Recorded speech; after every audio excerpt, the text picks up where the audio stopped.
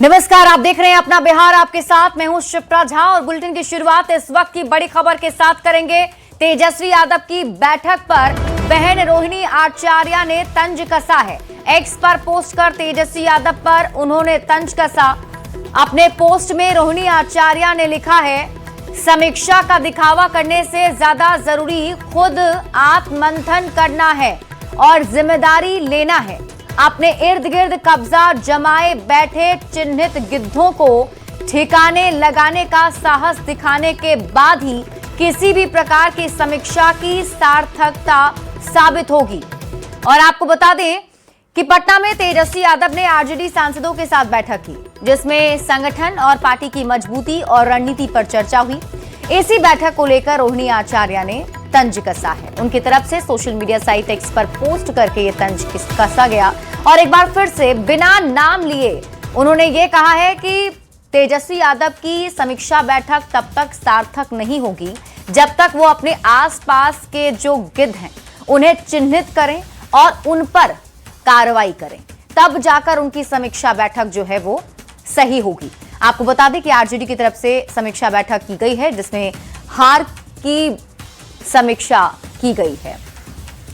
दरअसल आज पटना में तेजस्वी यादव ने आरजेडी सांसदों के साथ बैठक की और इस बैठक में मीसा भारती, संजय यादव, मनोज झा, प्रेम गुप्ता के साथ अभी लोकसभा और राज्यसभा के सांसद मौजूद थे। आरजेडी से मिली जानकारी के मुताबिक तेजस्वी यादव ने अपने सांसदों से बातचीत के दौरान संगठन और पार्टी को कैसे मजबूत किया जा सके और बजट सत्र के दौरान दोनों सदनों में कैसे केंद्र सरकार को घेरा जाए, इस पर लंबी चर्चा की है। जो बजट सेशन दिल्ली में आना है उसमें पार्टी की क्या राय रहेगी, बिहार के मुद्दे के सवाल पर जो संघर्ष रहा है, राष्ट्रीय जनता दल का विशेष राज्य का दर्जा का सवाल रहा हो या विशेष पैकेज का सवाल हो, उन तमाम महत्वपूर्ण मुद्दे पर राष्ट्रीय जनता दल की लोकसभा में क्या रहेगा, राष्ट्रीय अभिभाषण भी है, उसी भी इस विषय में विस्तृत चर्चाएं हुई। बिहार चुनाव पर भी बात हुई, हार करारी हुई थी आप लोगों को। कार्यालय में पिछले महीने काफ़ी व्यापक विमर्श और चर्चाएं हो चुकी हैं और उस विषय में जल्दी ही पार्टी के द्वारा रिपोर्ट आम जनता के लिए भी और पार्टी कार्यकर्ताओं के लिए पेश किए जाएंगे। बढ़ते हैं आगे बात अगली खबर की। पटना में मेडिकल की तैयारी कर रही जहानाबाद की एक छात्रा की मौत के मामले में अब एक नया मोड़ आ गया है। दरअसल पोस्टमार्टम रिपोर्ट सामने आने के बाद मामले ने तूल पकड़ लिया है। रिपोर्ट में छात्रा के साथ यौन हिंसा की आशंका से पूरी तरह इनकार नहीं किया गया, जिससे परिजनों के आरोपों को बल मिला है। छात्रा के शव का पोस्टमार्टम 3 दिन पहले पटना में कराया गया था, जिसके बाद परिजनों ने जमकर हंगामा भी किया था। हालांकि छात्रा की मौत को लेकर शुरू से ही परिजन यौन हिंसा का आरोप लगाते रहे हैं। परिजन पहले से ही कह रहे थे कि उनकी बेटी के साथ कुछ गलत हुआ है। हालांकि पुलिस और प्रशासन पहले इन आरोपों को लगातार खारिज कर रहा था, लेकिन पटना के एसएसपी ने यह भी कहते हुए यौन शोषण की आशंका को खारिज किया था कि प्रथम दृष्टया ऐसे कोई साक्ष्य नहीं मिले हैं। लेकिन अब पोस्टमार्टम रिपोर्ट के नए तथ्यों ने पुलिस की जांच और थ्योरी पर सवाल खड़े कर दिए हैं और इस मामले में पुलिस ने अब एक व्यक्ति को गिरफ्तार किया है और अब इस व्यक्ति से आगे की जांच जारी है। और अब इस पूरे मामले में अब जब नया मोड़ सामने आया है तो उसके बाद पुलिस का जो जांच का एंगल है वो अब इस तरीके से भी देखा जा रहा है कि लड़की के साथ आखिर क्या हुआ था। आपको बता दें कि परिजनों की तरफ से पहले ही ये आरोप लगाए जा रहे थे कि उनकी बेटी के साथ गलत किया गया है। गायनेकोलॉजिस्ट का रिपोर्ट है जो ऑन रिकॉर्ड है और इसके अलावा जो भी इलाज के जो कागजात हैं उसमें इस तरह की कई बातों को भी कहीं पुष्टि नहीं की गई थी। क्योंकि पोस्टमार्टम रिपोर्ट अभी कल आया है और उसमें इस तरह की बातें लिखी गई हैं, तो हम लोग फिलहाल उसी को सत्य मानते हुए चल रहे हैं। क्या अस्पताल प्रबंधन की भूमिका की भी जांच की जाएगी? इसमें हर एंगल पे जांच किया जाएगा और जिसकी भी इसमें सहभागिता आएगी और अगर जिसका भी इसमें इन्वॉल्वमेंट पाया जाएगा उस पर कार्रवाई होगी। तो पटना में नीट की तैयारी कर रही जहानाबाद की छात्रा की मौत के बाद पुलिस की जांच थ्योरी पर सवाल उठ रहे हैं। पीड़ित परिवार को इंसाफ दिलाने की मांग उठाई जा रही है। ऐसे में जनसुराज के संयोजक प्रशांत किशोर ने भी पीड़ित परिवार से मुलाकात करने के लिए पहुंचे। छात्रा की मां से भी प्रशांत किशोर ने बात की और उनसे पूरी घटना की जानकारी ली। इस दौरान प्रशांत किशोर ने पीड़ित परिवार को इंसाफ दिलाने के लिए हर संभव कदम उठाने का वादा किया। प्रशांत किशोर से बातचीत के दौरान छात्रा की मां ने जब आप बीती बताई तो पुलिस और प्रशासन के रवैये की पोल खोल दी। माँ बाप के साथ अथी करता होगा मेरी बेटी। अब वहाँ एसपी के यहाँ समझ लें, आप चलिएगा। हाँ सर, आप हाँ चलिएगा। हाँ सर, वो जल्दी चलिएगा ना को हाँ। हम उसको चीर के खा जाएंगे। मैंने खाने के बाद हाँ, हम खा जाएंगे उसको, अपना बात को रखना खा है। जाएंगे। अभी आपकी बेटी तभी हम भर पेट पानी पिएंगे, सारा खाना खाएंगे। हम अनपढ़ हैं, घसगढ़वा धान रोपनी है, बाकी देह बेचनी नहीं है सर, ये आप मान लीजिएगा। आप जानते होंगे हम पढ़े लिखे हुए हैं, बाकी आपसे ज्यादा दिमाग है सर। आज भुला गई मेरी बेटी, भुला गई तो हम भी भुला गए। मेरी बेटी खिल मुरझा गई, मैं भी बाकी जब तक हम अथी नहीं करेंगे सर, जब तक इस करेजा के शांत नहीं। देखते हैं, हम लोग कोशिश करते हैं, हम घबराइए मत। हाँ सर, ये माँ के लाल हैं, मेरा भाई बन के आए हैं, तो आप कर सकते हैं सर। हम कल वहाँ बात करते हैं। ये सर हैं, मेरे बेटा 5 साल से हम इनको स्कूल में रखे हैं, ये लोग मिले हैं। ये आपको लेकर आएंगे। हाँ। हम वहाँ हाँ। जो बड़े पदाधिकारी हैं उससे समय लेते हैं, आपके साथ चलेंगे। इस सर के घबराइए मदद करते हैं, घबराइए, जो हम लोग से हो सकेगा करेंगे।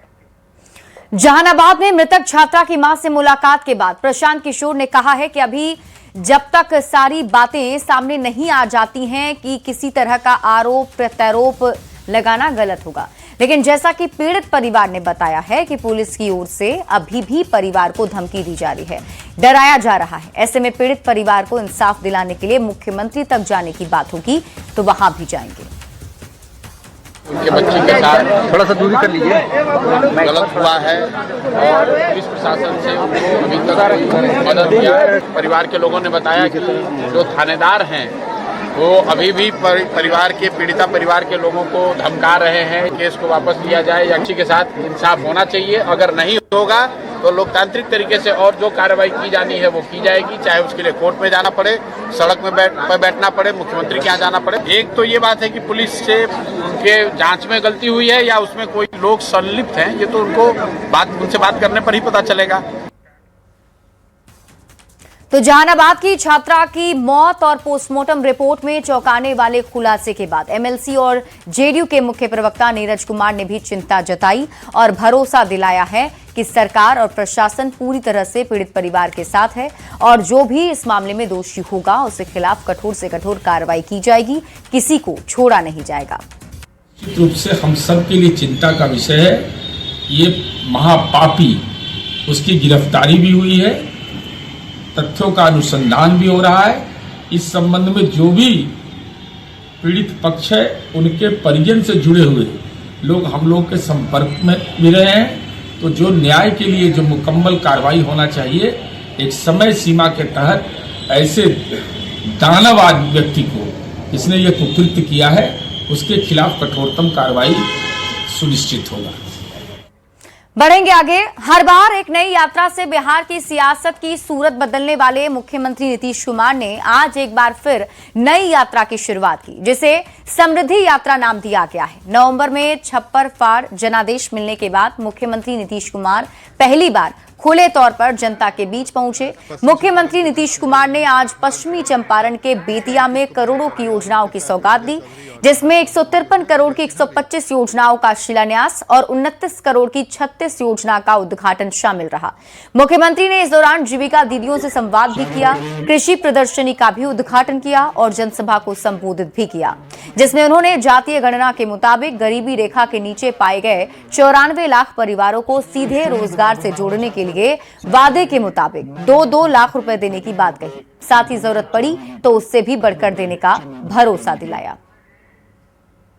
शुरू में किया था कि 2 लाख रुपए से उनको सहायता दिया जाएगा और उनको 5 साल में पूरा किया जाएगा, लेकिन हम लोगों को बाद में लगा कि नहीं 5 साल का काम नहीं कराएंगे। तो उसके लिए हम लोगों ने अब आप सभी 94 लाख गरीब परिवारों को प्राथमिकता के आधार पर रोजगार योजना से जोड़कर राशि दिया जाएगा और इसके लिए जो हम लोग 2 लाख रुपए की बात किए हैं उससे भी और ज्यादा राशि दी जाएगी। तो मुख्यमंत्री नीतीश कुमार ने अपनी समृद्धि यात्रा के पहले ही दिन बेतिया में बिहार के पहले बायोगैस प्लांट का भी उद्घाटन किया। ये प्लांट इसी महीने से काम करना शुरू कर देगा और इस बायोगैस प्लांट के शुरू होने से बायो सीएनजी के साथ ही बायो डीएपी का भी उत्पादन होगा, जिससे किसानों को जैविक खाद के साथ ही गाड़ी चलाने के लिए ईंधन भी मिल सकेगा। इस प्लांट के शुरू हो जाने से इस क्षेत्र में बड़ा क्रांतिकारी बदलाव आने की उम्मीद है।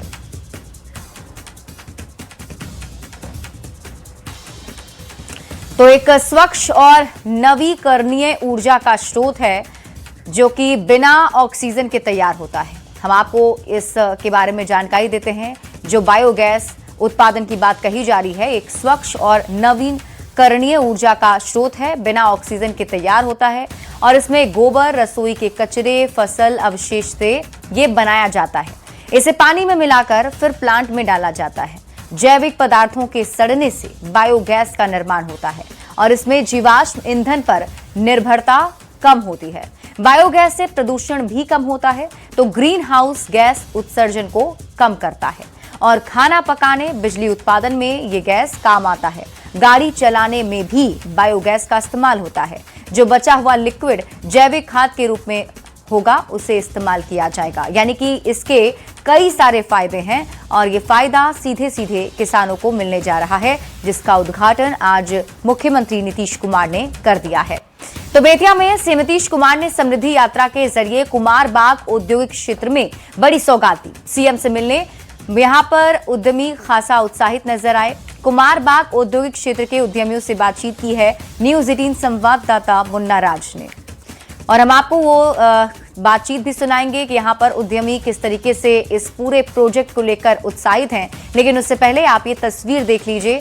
आज जब मुख्यमंत्री नीतीश कुमार सभा स्थल पर पहुंचे तो वहां जीविका दीदियां मौजूद थीं। ये वही जीविका दीदियां हैं जिन्हें सीएम नीतीश कुमार से काफी लगाव भी है, क्योंकि मुख्यमंत्री नीतीश कुमार ने इनके उत्थान के लिए कई महत्वपूर्ण योजनाएं चलाई हैं। मुख्यमंत्री नीतीश कुमार ने समृद्धि यात्रा के दौरान कुमार बाग औद्योगिक क्षेत्र का जायजा लिया है और सीधे तौर पर हम कुमार बाग औद्योगिक क्षेत्र की तस्वीरें दिखाने की कोशिश कर रहे हैं, जहां बिहार में मुख्यमंत्री उद्यमी योजना के तहत जो योजनाएं चल रही है उन योजनाओं की क्या जमीनी हकीकत है और इन योजनाओं से कितने उद्यमी लाभान्वित हो रहे हैं, उसकी हम तस्वीरें सीधे तौर पर आपको दिखाने की कोशिश कर रहे हैं। तो विशेष तौर पर चंपारण का मशहूर जो मरचा का चूड़ा होता है उसे जीआई टैग मिल चुका है और तमाम जो भारत के उत्पादन है उस उत्पादनों में चंपारण का जो मरचा का चूड़ा होता है वो शामिल हो चुका है। और मुख्यमंत्री ने मरचा चूड़ा का जो प्रोडक्ट है उसकी भी जानकारी ली है और तमाम तरह के जो उद्योग बिहार में जो चलाए जा रहे हैं और विशेष तौर पर चनपटिया के इलाके में चलाए जा रहे हैं उन योजनाओं की मुख्यमंत्री ने जानकारी ली है। तो कैसे देखते हैं मुख्यमंत्री आज ये मतलब सबसे बड़ी हम लोग के लिए खुशी की चीज़ ये है कि माननीय मुख्यमंत्री जी हमारे यहाँ और हमारे बिहार के कुमार बाग औद्योगिक क्षेत्र में आए, ये हम लोग के लिए बहुत खुशी है, स्पेशली उद्योग जगत के लोगों के लिए। सर ये एक्सटीजेबल नाम से हमने ये नल बनाना शुरू किया है। ये मेरा प्रोडक्ट है पश्चिमी चंपारण बिहार बेतिया का, जो छावनी संत मैकेल स्कूल के पास ये है। ये सेल हो रहा है साहब और हम चाहते हैं कि इसको और सेल दिया जाए, ये ज़्यादा से ज़्यादा सेल हो और हमारा काम बढ़े। इसका प्लांट है धनाम है मधुबनी प्रखंड में और मुख्यमंत्री जी ने देखा है और बहुत हम लोगों को सपोर्ट करने का आश्वासन दिया कि आप लोग मेहनत कीजिए और आगे आप लोगों को जो भी सही होगा हम लोग सहयोग करेंगे। मुख्यमंत्री जी को बहुत बहुत हम धन्यवाद देंगे। वाराणसी जो है वो काफ़ी प्रफुल्लित हैं कि बिहार में इतनी प्रचंड जीत मिली है। उसके बाद माननीय मुख्यमंत्री की ये पहली यात्रा थी और बिहार अब प्रगति से बढ़ के अब समृद्धि की तरफ बढ़ रहा है।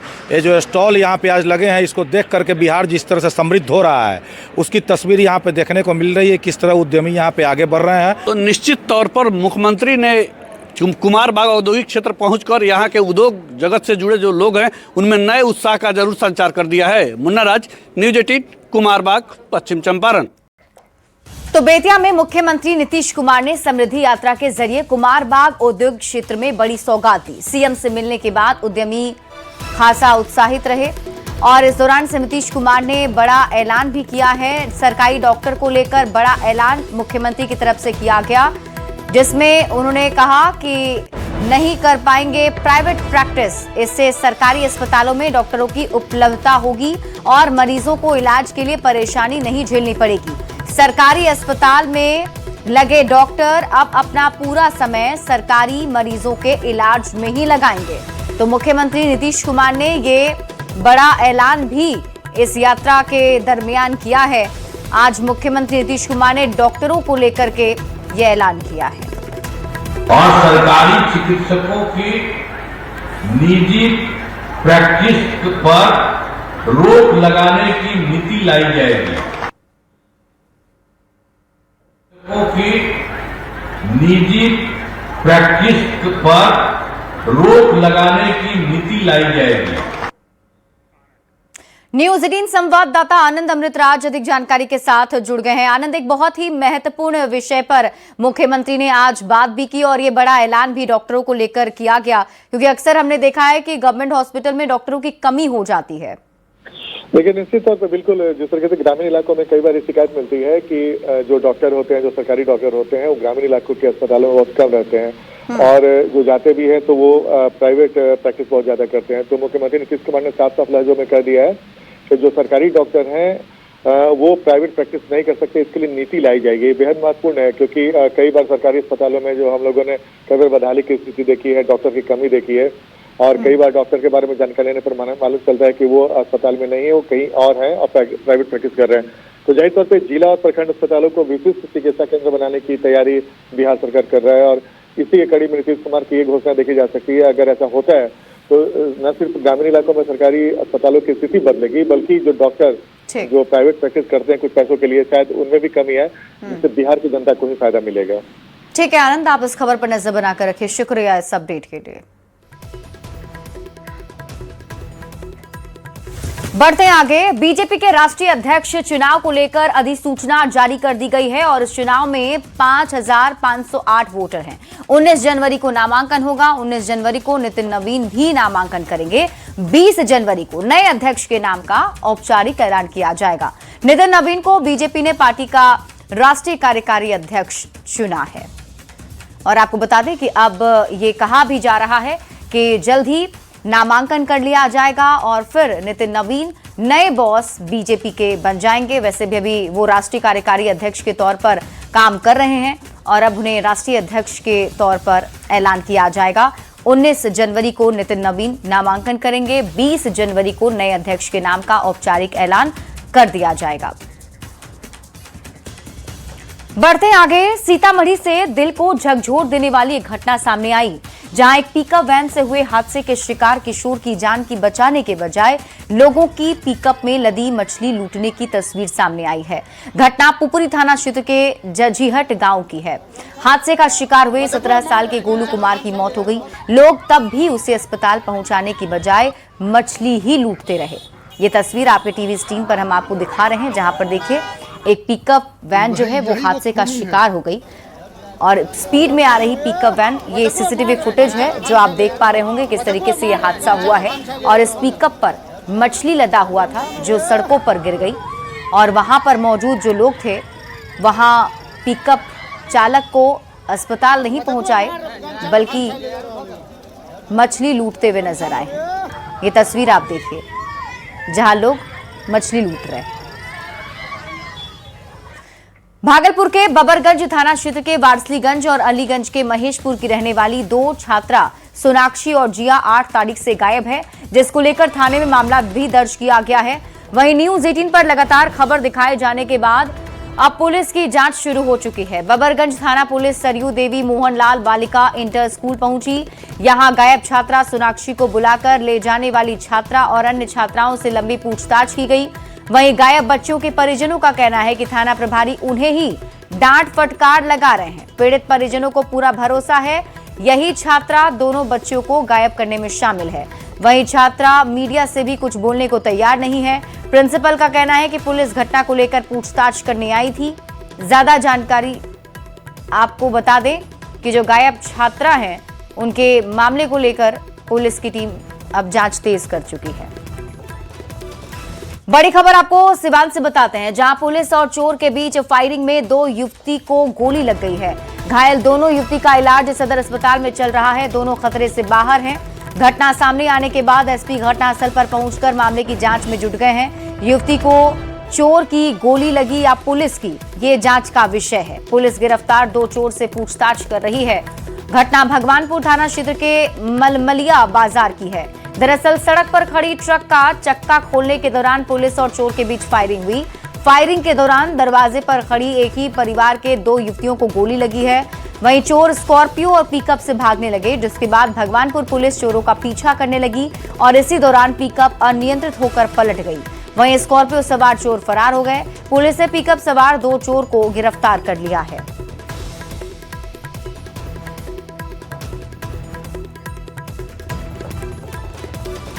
और इसी के साथ इस बुलेटिन में अभी के लिए बस इतना ही। आप देखते रहिए न्यूज़ 18 बिहार झारखंड।